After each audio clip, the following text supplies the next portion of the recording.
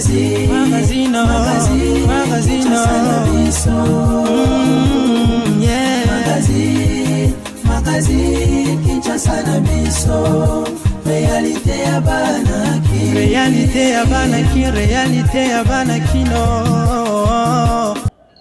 malamu na benyo satu balingaka magazine na KNB News. Ngai Fabrice Kirombe nazali na sengo makasi ya ko présenter bino édition ya Kinshasa na biso ya mokona lelo bozali belé na monde entier. Oye bolingaka KNB News ya ko informer bino yango na tombeli bino nyonso. Bolandi malamu. Tofongola magazine na KNB News ya mokona lelo na réunion ya comité ya conjoncture économique salemaki mokolo ya lobby jeudi esika nini basololaki na maimatali ko relever ba défi ebele oyo ezali awa na République démocratique du Congo surtout mingi kovandisa taux d'échange awa na RDC tozo ba détail na élément oyo. Le plus important à retenir au cours de cette réunion, c'est la volonté de son Excellence Madame la Première Ministre.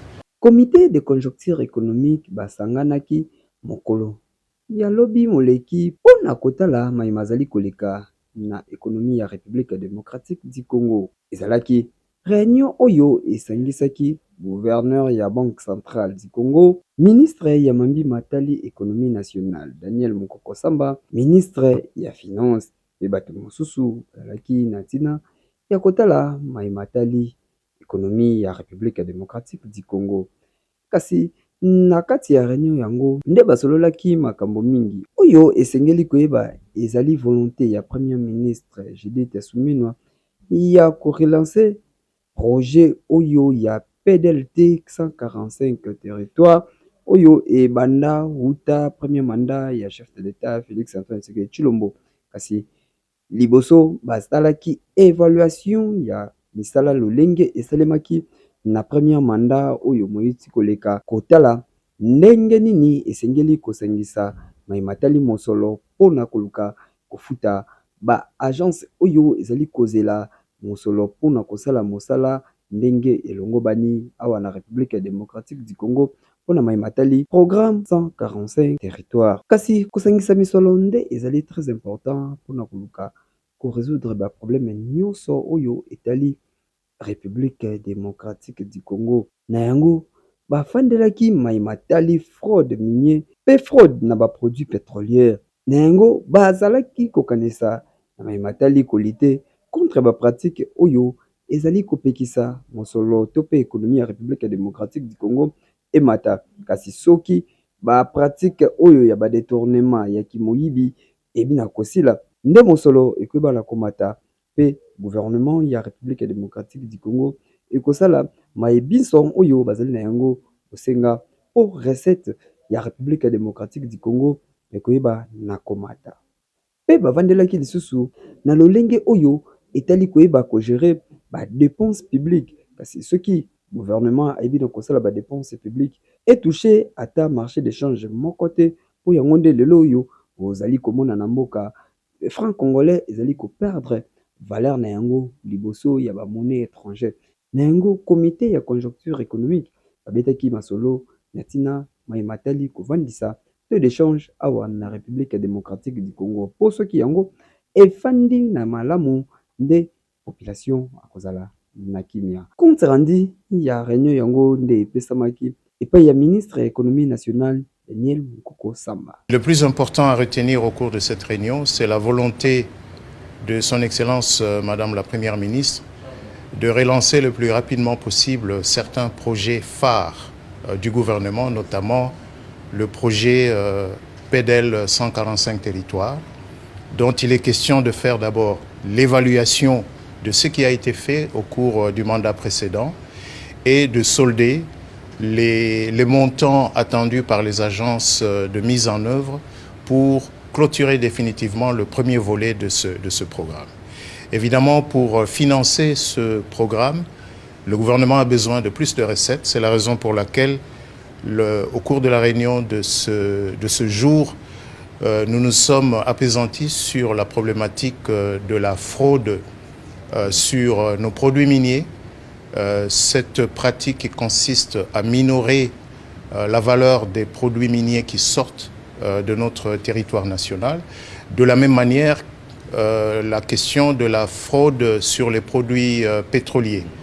Les membres du comité ont donc envisagé des mesures pour juguler ces mauvaises pratiques de manière à accroître les recettes publiques dont le gouvernement a besoin pour exécuter les projets d'investissement.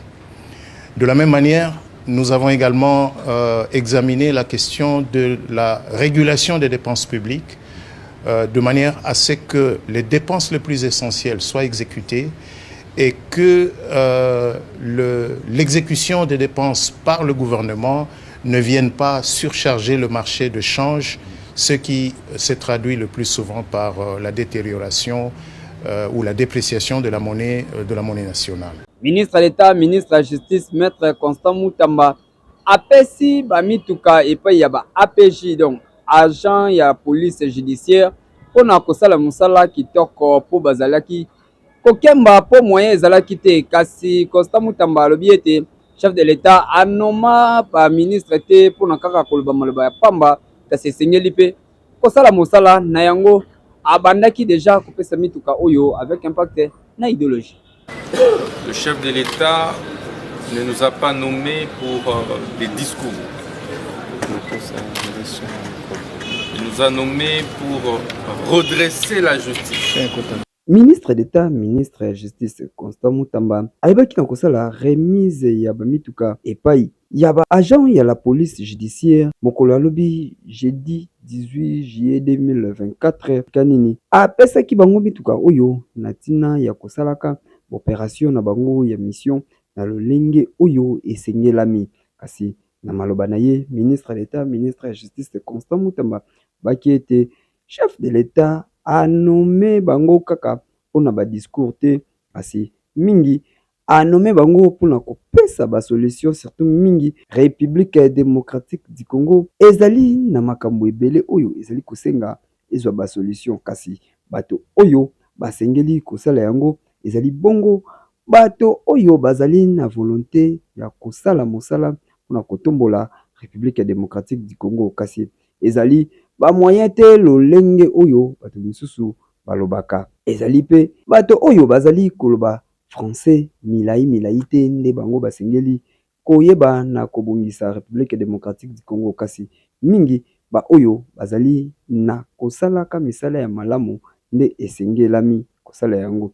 Na yango na maloba na ye ayokaki motema pasi na ntango bayebisaki ete ba APJ bazali kosala mosala kitoko te, okomona bazali kolue mituka mpona kokende kosalela yango misala, kasi ezali koconfondre bango na bacriminel to mpe na bato ya mabe. Na yango epesaki Constant Moutamba susi ya koluka moyen nini oyo ba OPJ na République démocratique du Congo batambola kitoko na mituka oyo esengelami oyo ezali kaka premier lot, esengeli koyeba ete suite na yango ezali. Alobaki boye.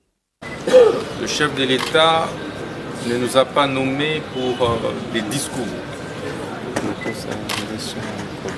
Il nous a nommés pour redresser la justice. Pour changer les choses. Et l'État fonctionne en mode d'urgence. Et surtout l'État congolais qui fait face à beaucoup de défis. Mais je me suis rendu compte que lorsque vous parliez et que vous n'aviez pas des moyens de locomotion, puisqu'après l'APJ Mimi m'avait envoyé une image où je pense que vous aviez loué une voiture pour exécuter.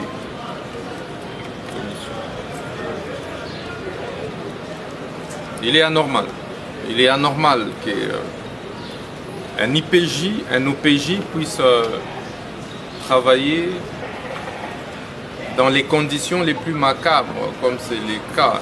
Ça a été le cas jusqu'à maintenant. J'attends de vous beaucoup. Le chef de l'État attend de vous beaucoup. Mais c'est pourquoi nous devons également vous mettre en position et en situation de donner le meilleur de vous. Alors j'avais décidé de pouvoir, dans un premier temps, vous doter d'un premier lot de véhicules d'opération. Comme vous le savez, la question du redressement est une question de volonté politique. Ce n'est pas une question de moyens, c'est une question de volonté.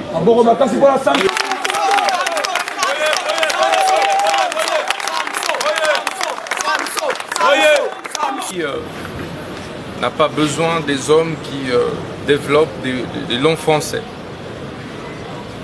Des français kilométriques, mais des hommes d'action. Comme vous le savez, dans ma méthode de travail, je pose le diagnostic de manière claire et puis j'en propose une thérapie aussi de manière claire. Ce pays a besoin des hommes d'initiative, des hommes d'action, des hommes d'audace, des hommes de courage, pour que les choses puissent véritablement changer positivement. Et donc, nous allons y aller graduellement. J'avais reçu votre état de besoin et je puis vous rassurer que nous allons exécuter chacun des besoins que vous avez soumis. Et donc, je voudrais que vous puissiez voir ce que je vous ai acheté. Ça va vous responsabiliser. Et ça va vous faire respecter. C'est très vrai. Très vrai, chef. Je ne voudrais plus qu'un APJ, un IPJ qui descend sur le terrain, soit confondu avec les criminels. Ces criminels qui prennent de petites voitures pour aller opérer, commettre des crimes. Et parfois on les confond avec les APG et les IPJ. C'est ça, chef. Très vrai, chef. Donc, je ne voudrais plus que les APJ, que les IPJ puissent opérer comme tout le monde. Na briefing oyo esalemaki mokolo malobi moleki entre ministre ya communication na ministre ya ressources hydrauliques Teddy Lwamba babetaki masolo kasi mingi ya kokamwa ezali ete République démocratique du Congo aprodusaka na ye lisusu courant te bakoma kaka koimporte kokamwa. Je veux dire, pour répondre à cette question, il faut rentrer dans le contexte historique. En 1982, République démocratique du Congo etika koproduit électricité awa na République démocratique du Congo ezalaki bongo na nzela ya projet oyo ya Ingade nde RDC ekata nango mai nyonso tu etali production ya République démocratique du Congo na yango population bozali ko constater ezala na centre-ville ezala na cité ezala na fin fond population azali na manque ya courant tu awa na RDC pona nini ba produisaka lisusu te na tango ya kala jekami nde ye moko azalaki kozwa 500 MW selon ministre ya ressources hydrauliques Teddy Lwamba oyo ayebaki na korépondre na motuna ya bapanzisango na briefing oyo esalemaki entre ye na porte-parole ya gouvernement ministre ya communication Patrick Muyaya nde alobelaki matali yango kasi kokoma na 1997 libération ya secteur minier esalemaki nde echangeaki makambo ebele awa na République démocratique du Congo mingi ekomaki pasi kasi constant oyo basalaki na secteur électrique bayebaki na kolibere yango te na 2014 secteur yango nde ezalaki libéré kasi ti lelo oyo ezali kotambola na kokoso makasi efandi nanu kimia te yango ba constant oyo bozali komona l'électricité awa na République démocratique du Congo ezali pasi oyo population esengeli koyeba ete Zambie nde bapesaka République démocratique du Congo 250 watts pona kosalela na mboka mobimba pe ezali na ba pays lokola Égypte, Angola, Kenya na lokola Congo Brazzaville pe bango nyonso bazali kotinda courant awa o na ndenge ba Congolais bakanisaka ete République démocratique du Congo apesaka électricité na ba pays voisins nzoka nde RDC nde azwaka epai na bango selon maloba ya ministre Teddy Lwamba nde République démocratique du Congo kino lelo oyo a exportaka na ye lisusu te atikala kaka moto ya importation. Na yango azali kosenga pe population basengi na l'état congolais esengeli kotia mayele mingi pe mosolo na maimatali production awa na République démocratique du Congo po esengeli ete population azala na courant na yango moko. Kasi esengeli koyeba ete 9 sites oyo ezali kosalema oyo kobimisa 2500 megawatts mpona korésoudre problème oyo population azali na yango to pe République démocratique du Congo. Je veux dire, pour répondre à cette question, il faut rentrer dans le contexte historique. Il est vrai que l'histoire de la production d'électricité de la RDC s'est arrêtée en 1982. C'est-à-dire que moi j'ai toujours eu le temps, et quand le temps s'arrête. Je laissais, vous n'étiez pas encore né. Voilà. Alors, le temps s'est arrêté. Avec Inga 2, il n'y a plus eu de projet. Mais ce qui était intéressant, c'est qu'à l'époque, cette production d'électricité suffisait aux besoins. La GECAMINE, au sommet de sa gloire, pouvait consommer 500 MW et les restes qui étaient renvoyés via la ligne Ingashaba pouvaient être exportés vers les pays étrangers. On arrive en 1997, il y a eu la libéralisation du secteur minier. Et ce boom-là a renversé la tendance. Ce qui a fait que la consommation et le besoin en électricité s'est accru, mais on s'est rendu compte qu'on n'a pas libéralisé le secteur d'électricité au même moment que le secteur minier.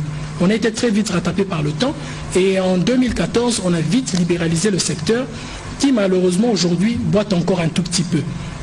C'est pour vous dire qu'aujourd'hui, nous n'exportons rien. Et pourtant, nous importons. La Zambie d'hier, qui recevait l'électricité de chez nous, nous recevons 250 MW. Je l'ai dit ici, peut-être vous n'avez pas tiré attention. La Zambie injecte 250 MW en RDC qui appuie le secteur minier. Et la génération de la richesse de ces 250 MW génère 8 milliards sur notre PIB. Ça veut dire que si nous n'avons pas ça, l'économie va tousser. C'est-à-dire nous devons très vite faire pour avoir de la production interne pour répondre à ce monopole-là. Nous sommes un pays à vocation d'exportation. Mais aujourd'hui, nous n'exportons rien et nous sommes plutôt aujourd'hui recherchés de partout, si je peux dire. Parce qu'aujourd'hui, la Zambie injecte 250 MW.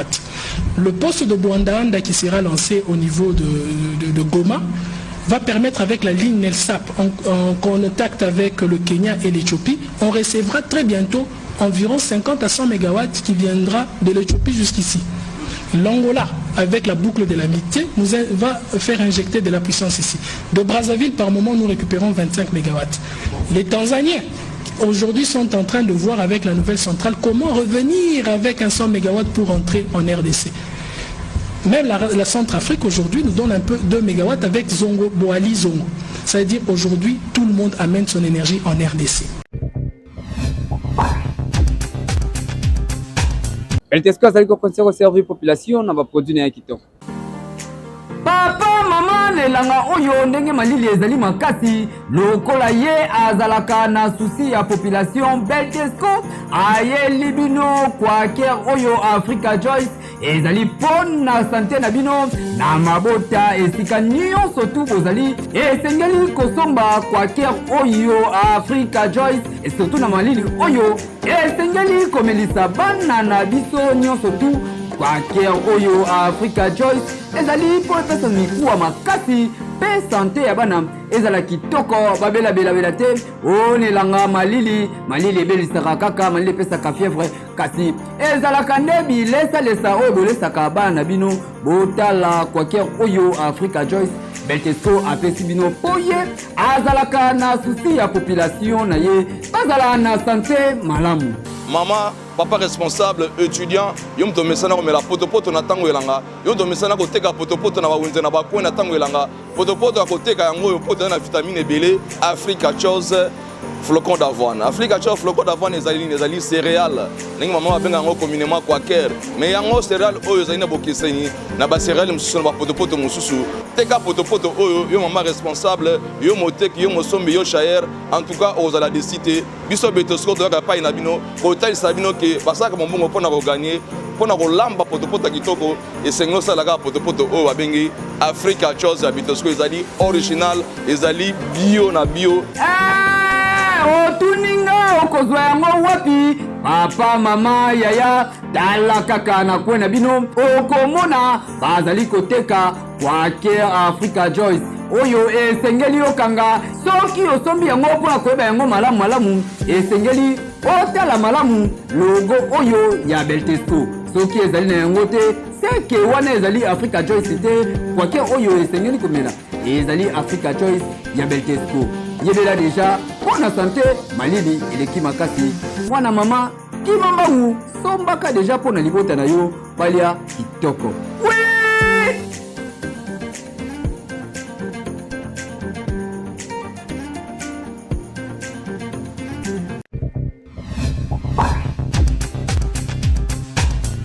Opération routine oyo ezalaki lancé awa na Kinshasa kasi constant moko tosali awa na KNB ezali bongo ba officiel to pe ba autorité nde ba oyo balingaka embouteillage te balingaka kotelema te soki bamoni kaka embouteillage bango esengeli bakota deuxième bande botala awa toujours na colonel Munjiba na avenue oyo bino moko bomona ndenge nini bakale bango po balingi baleka te awa mibeko nde mibeko.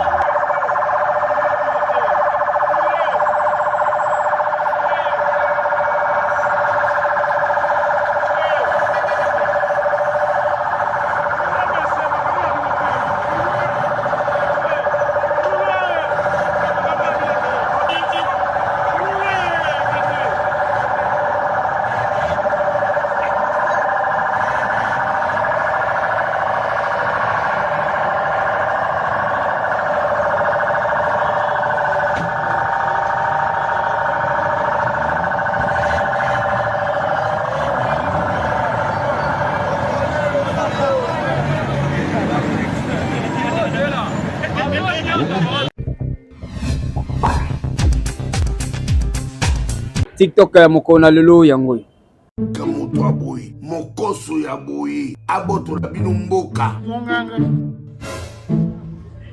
yaga na soki na yo okubeta nga na beto te eloko na obezo eza eloko simbiana naza mabe abeteli kwanja omoni babilo mosusu bato bayebi na bakokenda sila to bayesi bamoni bako eza te ozotyanga na équation kasi yo te Créata idée mon mouito, attends soir au bon moi rapide. Tokufa. Je que tokufa tu boche ne me soucie à vie. Tu as lieu ma camouflage. Non, tu toki na point, tu ça n'a pas accident. Comment ça na accident? Non, on se coupe no kufa. Parce que ba rote ka libo sha kufi. Ta liwa to ba tout ta, liwa to ta liwa pour ça. Moi je suis quand mutu ka enzo liwa, faut que mi ba to chem. Oui. Oui. Kanchaka ngamo kumusho shongeni moka mitunda mutoka yango jilem ngomni funa tuka ntoyo hey elekidra baba silenga afita mo za boss eleki j'ai là tout des choses il faut se déléguer yong donc ngane tiki ya chapwe ya kubanga tout en tout pour le fait o du bege je bege papa tu ne peux pas me dire mais akula bimpo mucho yo akula yo mutoka yo Vite, c'est l'accident. Vite, c'est l'accident.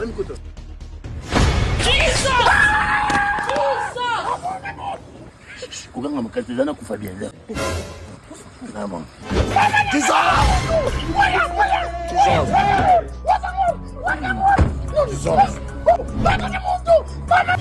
Tu peux m'aider? En transport, la personne.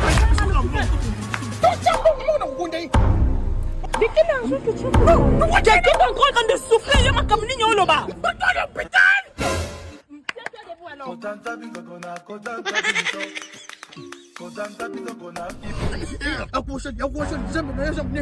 À se sentir mieux, hein? Alors, vous qui déjà? Vendez ça y est. Vous allez bien noter, maman. C'est quelque chose. Il se sent maintenant mieux. On a appel de maternité. Ok. Mais maman, moi tout gango, na zomo na ngone boss na ngamo silva mabanga eza ye. Oui, ça en tout cas Sylvain mabanga. Voilà. Mais c'est plus sa voiture. Ça appartient maintenant à mon père, c'est plus la voiture de Sylvain Mabanga. Maman, papa bino nano. Attends, toi tu me connais pas? Tu y a pas besoin de Kim Kardashian. Oh, mon père c'est Edingwe. Tu sens depuis. C'est comme mon nom. Arrête avec ça s'il vous plaît.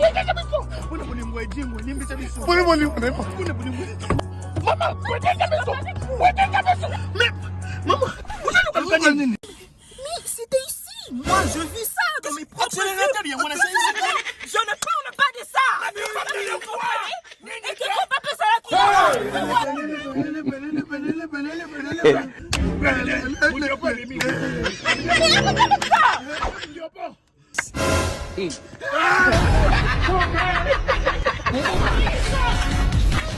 pardon à vous, Fika.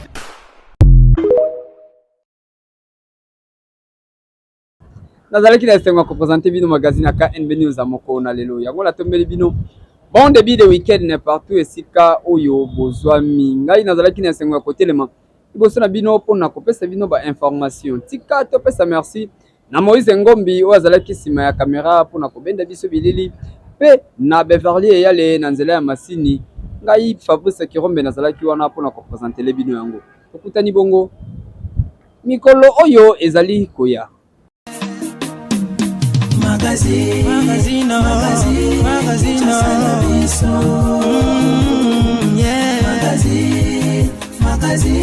Kinshasa na biso réalité ya banaki réalité ya banaki no